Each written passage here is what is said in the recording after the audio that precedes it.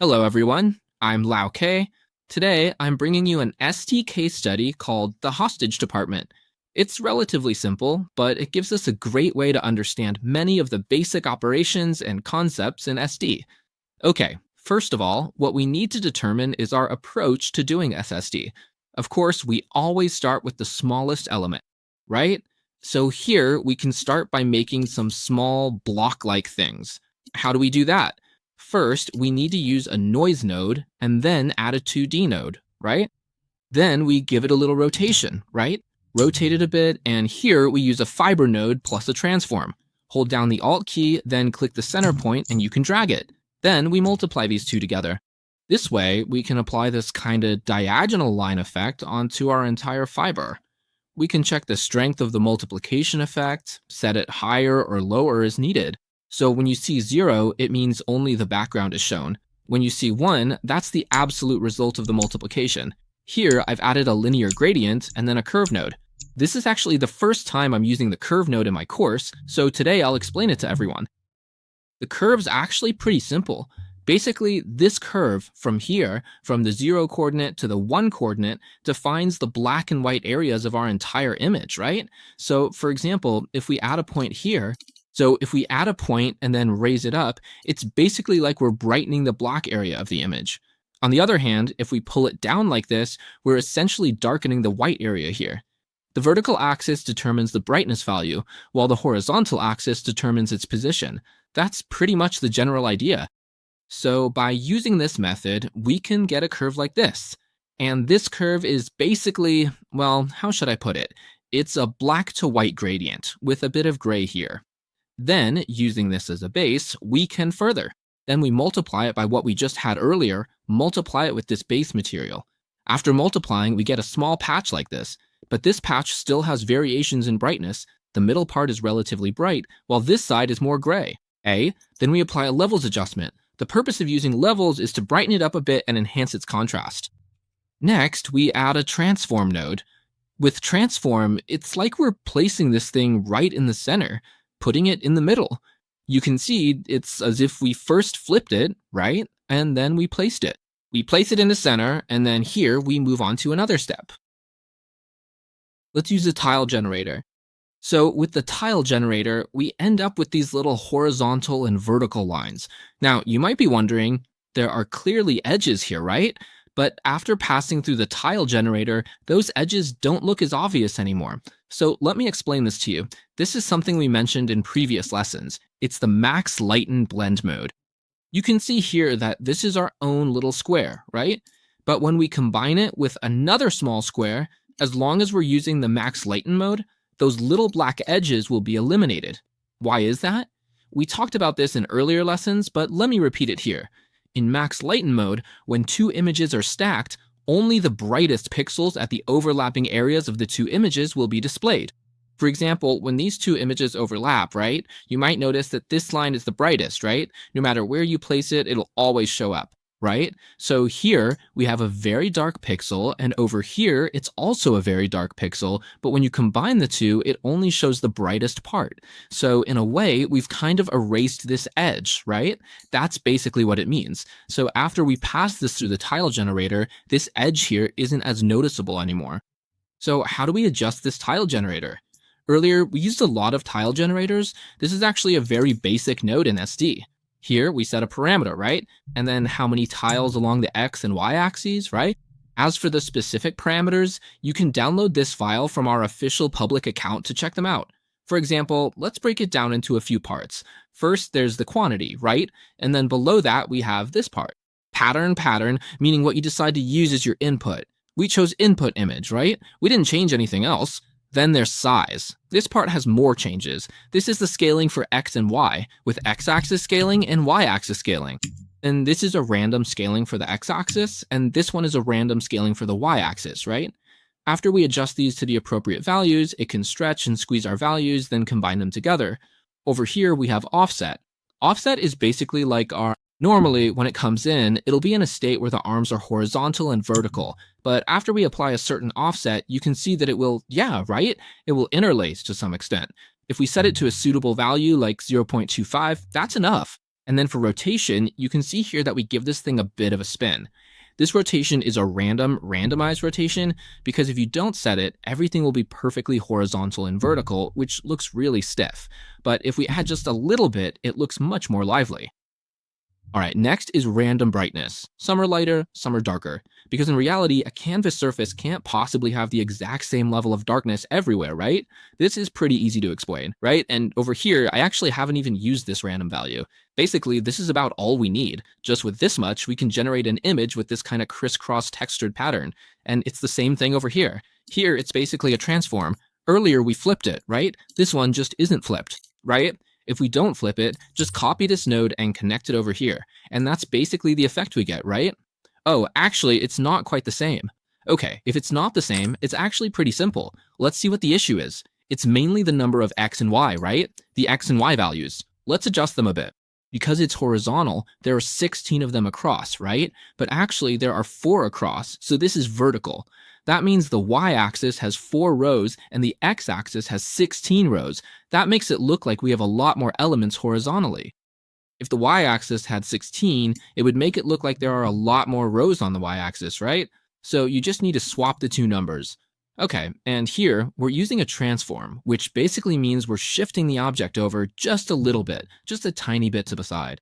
Then we create a new one, and then we merge these two images together. Let's take a look at exactly how we do that.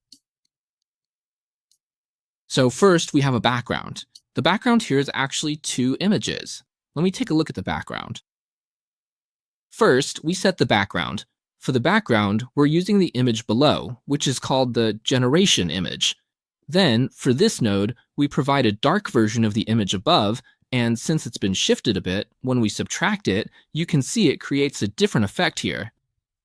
Next, the image below is processed with a max Latin blend, which, as I mentioned earlier, is just a simple blend, right?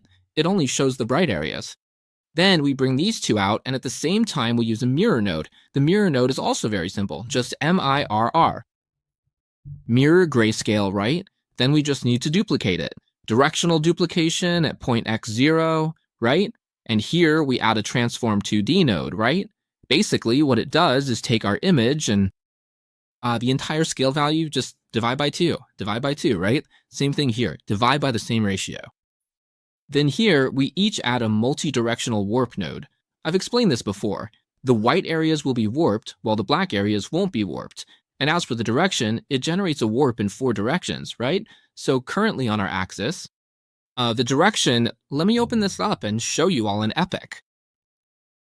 Warping in 4 directions means that originally it's just in 1 direction like this, right? 2 directions would look like this, and 4 directions would be like this. So in each direction, it applies a warp, which means it's warping in 4 directions.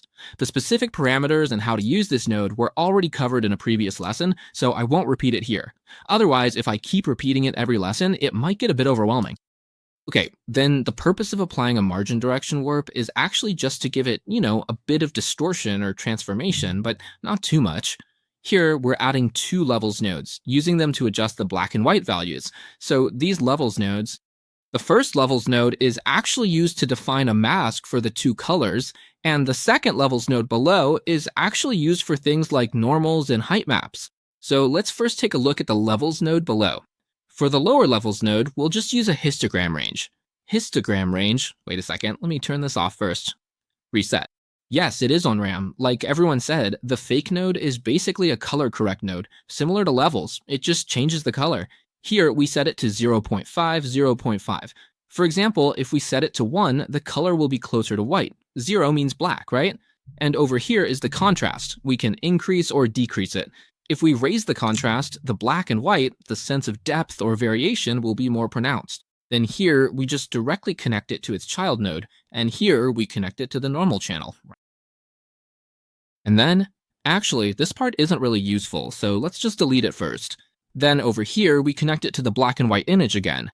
So this black and white image is obtained by subtracting these 2 images. Some people say that after subtracting these 2 images, you can also get the overlapping part between them, right? The overlapping part.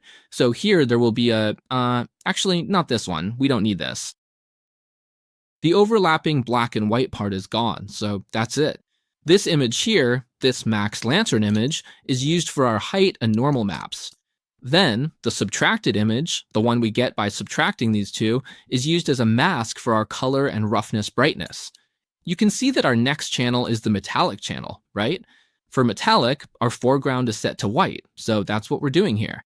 After adjusting the height, you can see that the part resulting from subtracting the foregrounds is, yeah, right, the metallic value becomes higher. Okay, but since this is fabric, the metallic value is set to 0. Next, let's look at the roughness channel. The roughness channel works the same way. You assign two colors to it. Assign different roughness values, and then use the copy, or rather the blender copy mode, to directly blend these two values together. You can see here that the black and white are mixed.